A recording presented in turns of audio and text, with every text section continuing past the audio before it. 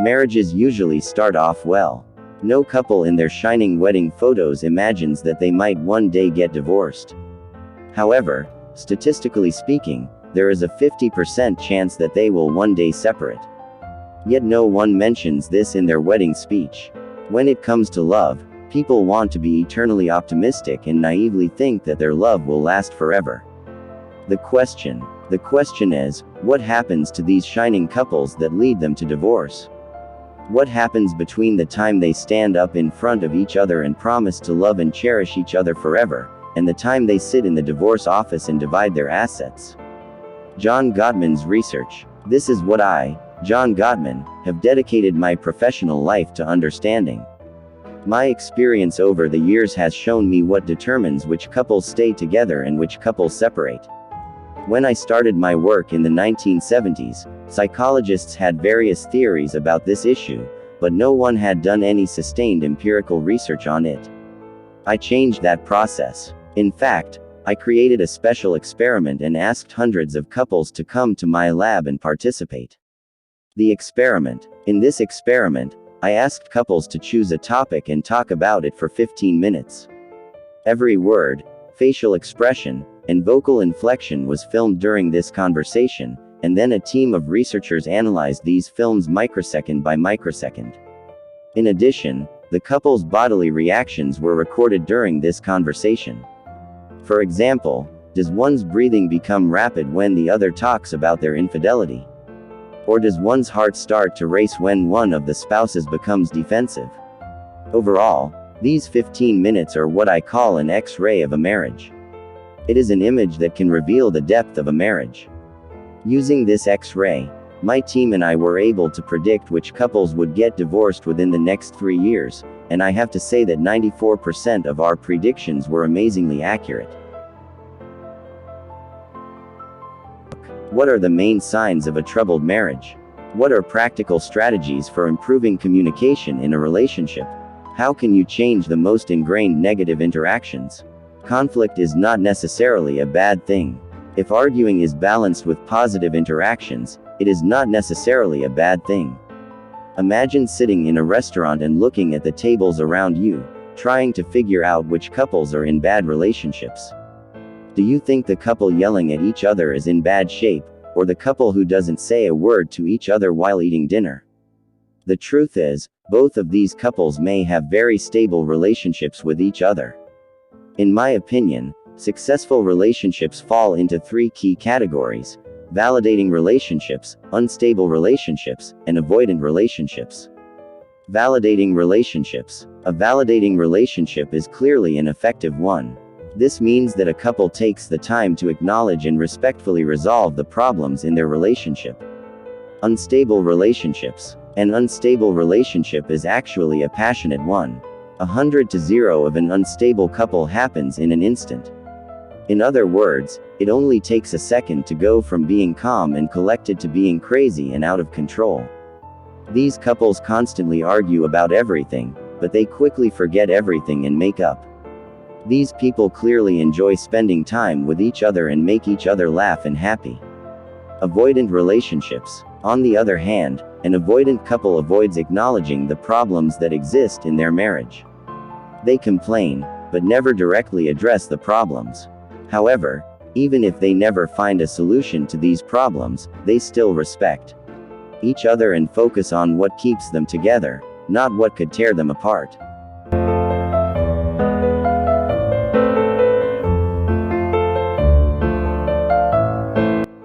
The point is that a successful marriage can take many different forms, and arguing is not necessarily a bad thing. One of the strangest things I learned during my research was that marriages need conflict, or negative charge, to survive. However, we need to be aware that a delicate balance is needed here. I mean, for example, a big fight should be compensated with a passionate reconciliation, or a long list of complaints should be balanced with compliments. If this balance is not maintained, the couple may get stuck in a negative cycle. Getting out of this quagmire is very difficult because the more negative the interaction, the harder it becomes to listen to each other generously or accept each other's words. The 4 horsemen of the apocalypse. In addition, During my research, I identified 4 warning signs, namely criticism, contempt, defensiveness, and stonewalling, which indicate that couples are getting caught in a negative cycle of interaction. The 4 horsemen of the apocalypse in relationships. The Bible tells the story of 4 horsemen who appear during the apocalypse, riding on white, red, black, and pale horses. They symbolize disease, war, famine, and death, respectively. I call these warning signs the 4 horsemen of the apocalypse, because, just like the horsemen in the Bible, they can destroy relationships. The important thing is to be familiar with these horsemen so that you can recognize them when they appear in your marriage. In the next section, I will tell you the story of a marriage that begins with loving communication but ends in disconnection after the couple encounters these horsemen and falls into negative patterns.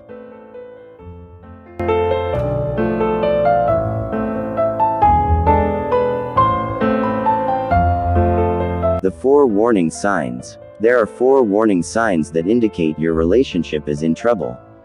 1. Criticism. This is the first horseman of the apocalypse in a relationship. It involves attacking your partner's character or personality rather than their specific behavior. Example: Eric and Pam are newlyweds who are madly in love. However, they often argue about money. Eric thinks it's enough to save money by eating out less and biking to work. Pam, however, has a different definition of saving money. She uses coupons to buy groceries and has stopped buying clothes altogether. As a result, she is resentful of Eric because she thinks he is spending too much money. Every time Eric buys a nice drink or a steak, Pam starts nagging and criticizing him. At first, the criticism is mild, but when Eric doesn't change his behavior, Pam's tone changes. She starts saying things like, "You're so inconsiderate and selfish," or, "You never listen to me." At this point, Pam is no longer criticizing Eric's behavior, she is criticizing his character. 2. Contempt. Contempt manifests itself in the form of insults, name-calling, sarcasm, or even open mockery. It can be seen in the way you sigh, roll your eyes, or turn away from your partner when they are talking to you. It is no wonder that contempt invites the 3rd horseman, defensiveness, into the marriage. Defensiveness. When you are bombarded with negative judgments, is it not a natural reaction to want to defend yourself? Eric and Pam's marriage had become so hostile and unfriendly that they felt they always had to be defensive with each other. They interpreted everything the other person said as an attack, and they spent all their energy defending themselves and blaming the other person. For example, if Pam criticized Eric for getting a speeding ticket, Eric would blame her for making them late. No real discussion ever took place between them because they were only concerned with proving themselves right and avoiding the real problem. Do you know what it is like to live in a constant state of defensiveness? It is like 2 boxers circling each other, their guards up, ready to ward off any punch that comes their way. Defensiveness is a form of denial of responsibility. In such a situation, both parties feel like victims. The person who is defensive, instead of admitting to making a mistake, makes excuses or counters with a counter-complaint. That is, they make a bigger and more serious complaint in response to their partner's complaint, or they simply repeat their position without acknowledging the other person's point of view. In any case, defensive communication damages the relationship. In such a relationship, both parties feel that the other person is not listening to them, which in turn increases their frustration and helplessness.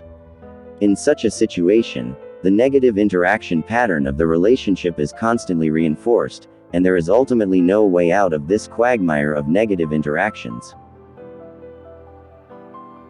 Stonewalling. This is the 4th and most dangerous horseman of the apocalypse. It involves withdrawing from communication with your partner. Walling. This is exactly what it sounds like. In this state, one or both partners completely shut down communication and become like a stone wall. This is exactly what happened to Eric and Pam. After years of conflict, Eric got to the point where he didn't even bother arguing with Pam. Instead, he just ignored her, as if she wasn't even talking to him. Sometimes he would just nod his head and walk out of the room. Wall builders sometimes think they are being neutral, but in reality, this behavior is very provocative. By doing this, you are essentially telling your partner that even though they are very upset, they don't even deserve your attention. That is, they are completely unimportant and worthless to you. It is perfectly understandable that this behavior makes the person who is being ignored very angry, so they start yelling louder and louder, which actually makes their partner more likely to ignore them. Again, it should be noted that we all exhibit this behavior from time to time. I mean, walling once doesn't mean your relationship is in trouble. However, if you or your partner are in the habit of walling, it is a big red flag. When there is no interaction, there is no real communication, and this makes it very difficult to improve your relationship. It is like living with a resentful stranger in the same house and sleeping in the same bed.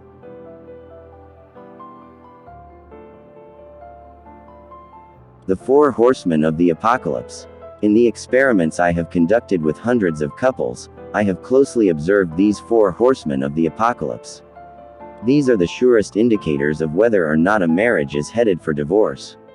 However, even a marriage that is caught up in all of these destructive communication mechanisms can be saved. How? That's what I want to talk about in the next section.